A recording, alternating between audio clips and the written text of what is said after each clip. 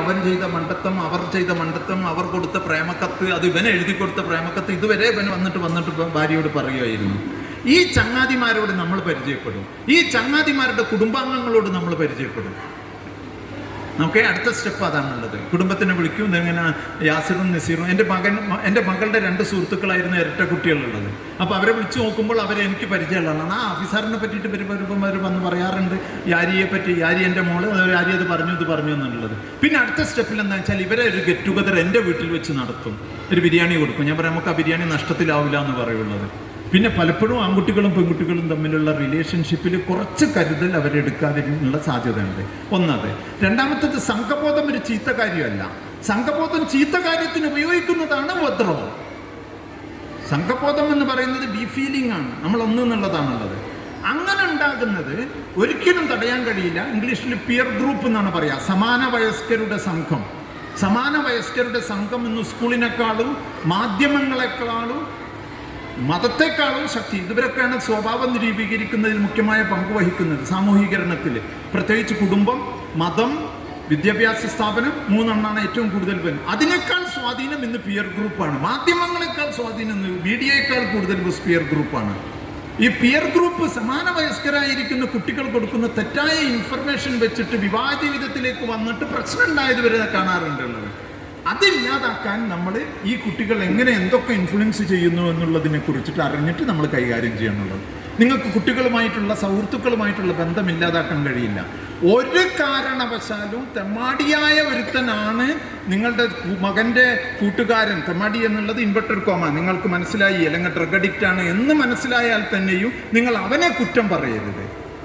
സുഹൃത്തുക്കളെ, മക്കളുടെ സുഹൃത്തുക്കളെ ഒരു കാരണവശാലും കുറ്റം പറയരുത്. അവരെ കൂടെ കൂടിയിട്ടാണെന്നുണ്ട്. അവന് ഏതെങ്കിലും തരത്തിലുള്ള ഒരു പോസിറ്റീവ് എനർജി. എൻ്റെ മകൻ്റെ ഏറ്റവും അടുത്തൊരു സുഹൃത്ത് ഏറ്റവും പാവപ്പെട്ട ഒരു കുട്ടിയായിരുന്നു. അവന് സ്കൂളിലെ ചെയർമാനൊക്കെ ആയിരുന്നു, സെൻറ്റ് ജോസഫ് ഹൈസ്കൂളിലെ ചെയർമാനൊക്കെ ആയിരുന്നു. ഇവർ തമ്മിലുള്ളവരൊന്നുണ്ട്.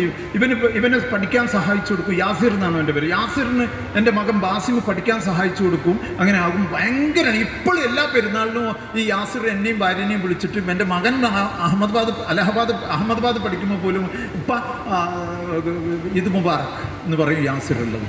അവരോട് ബന്ധം ഉണ്ടാക്കുക. അവരുടെ ചീത്ത കുട്ടികളല്ല എന്നുണ്ടെങ്കിൽ, ഇനി ഇൻവെർട്ടർ കോമ ചീത്ത കുട്ടികളാണെങ്കിൽ നമ്മളത് പറഞ്ഞ് ബോധ്യപ്പെടുത്തി കൊടുക്കുക. മദ്യം, മയക്കുമരുന്ന്, പെൺവിഷയം തുടങ്ങിയിരിക്കുന്ന പല കാര്യങ്ങളിലും സ്വാധീനം വരുന്നത് സുഹൃത്തുക്കളുടെ സ്വാധീനം കൊണ്ട് തന്നെയാണ്. അത് എനിക്കോ നിങ്ങൾക്കോ എളുപ്പത്തിൽ തടയാൻ സാധിക്കുകയില്ല. കൗമാരത്തിൻ്റെ ഒരു വിഷയമാണതുള്ളത്. കൗമാരത്തിൽ അവർക്ക് ഏറ്റവും കൂടുതൽ സുരക്ഷിതത്വം കൊടുക്കുന്നത് സുഹൃത്തുക്കളാണ്.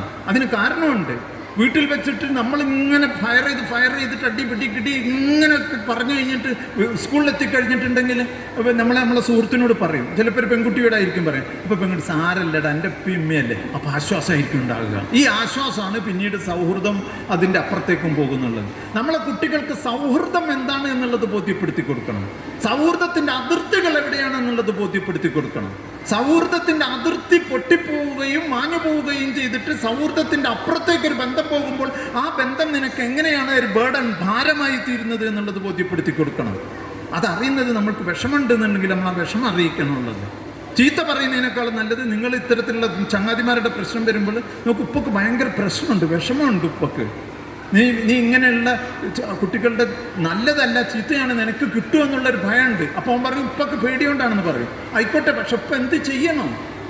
ഉപ്പ ഞാൻ അവരെ മാറ്റാൻ വേണ്ടി ചെന്നു. പലരും പറയാറുണ്ട് ഞാൻ മാറ്റാൻ വേണ്ടിയാണ് അവരോടൊപ്പം നിന്നുണ്ട്. ഈ പ്രേമിക്കുന്നവർ വരെ പറയാറുണ്ട് അവൻ കള്ളു കുടിക്കും, കഞ്ചാവ് വലിക്കും എന്നൊക്കെ എനിക്കറിയാം കോളേജിലുള്ള, പക്ഷെ ഞാൻ മാറ്റിയെടുക്കുന്നു. ഇവരെന്താ ഡോക്ടറാ, ഇപ്പോൾ കൗൺസിലറാ? മണ്ടത്തരമാണ് അതുള്ളത്. അതിപ്പോൾ നമ്മൾ തന്നെ ചെയ്യാറില്ല. അവന് കുറച്ച് കുടിയുണ്ട്, അതിനൊരു കാര്യം ചെയ്യാം, കല്യാണം കഴിപ്പിച്ചാൽ ഇതൊക്കെ മാറും. ഇത് പലരും ചെയ്യുന്നതാണ്. ദുസ്വഭാവം മാറാൻ കല്യാണം കഴിപ്പിച്ചാൽ മാറുന്നുള്ളത്. മറിച്ച് കുട്ടികൾക്ക് ഉത്തരവാദിത്വ ബോധത്തോട് കൂടിയിട്ട് സ്വയം തീരുമാനമെടുക്കുന്നതും ഇത്തരത്തിലുള്ള പ്രശ്നങ്ങൾ വന്നിട്ടുണ്ടെങ്കിൽ അതിനുണ്ടാക്കാവുന്ന പ്രത്യാഘാതങ്ങളെ കുറിച്ചിട്ടും പറഞ്ഞു കൊടുക്കുക. സംഘബോധത്തെ ഇപ്പം ഞാൻ പറഞ്ഞുതരാം. സേവനത്തിന് വേണ്ടിയിട്ട് നമ്മുടെ യുവാക്കളാണ് വെള്ളപ്പൊക്ക സമയത്ത് ഏറ്റവും കൂടുതൽ ചെയ്തിട്ടുള്ളത്. ISMൻ്റെയൊക്കെ കുട്ടികൾ എന്ത് മരിച്ചു പണിയെടുത്തിട്ടുണ്ട് എനിക്കറിയാം. ഒരു ഇതുമില്ലാതെ ഈ താനൂർ തിരൂരിൽ പോയിട്ടുള്ള കുറേ കുട്ടികളൊക്കെ ഉള്ളത് സംഘബോധം കൊണ്ടല്ലേ. പക്ഷേ സംഘബോധം നെഗറ്റീവ് എഫക്ട്സ് ഉണ്ടാക്കാതിരിക്കാൻ നമ്മൾ ശ്രദ്ധ വെക്കണം.